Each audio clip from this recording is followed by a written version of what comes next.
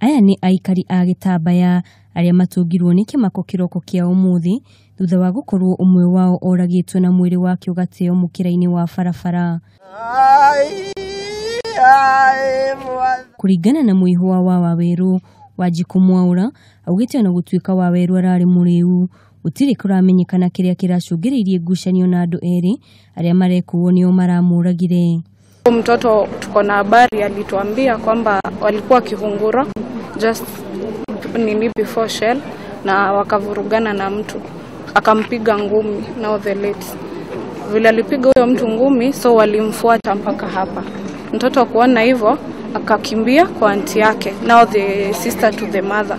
Akakimbia kwa aunti yake, kamwambia baba amelewa, lakini hakusema baba na chapo. The two men wakamfuata, kaanza kumpiga.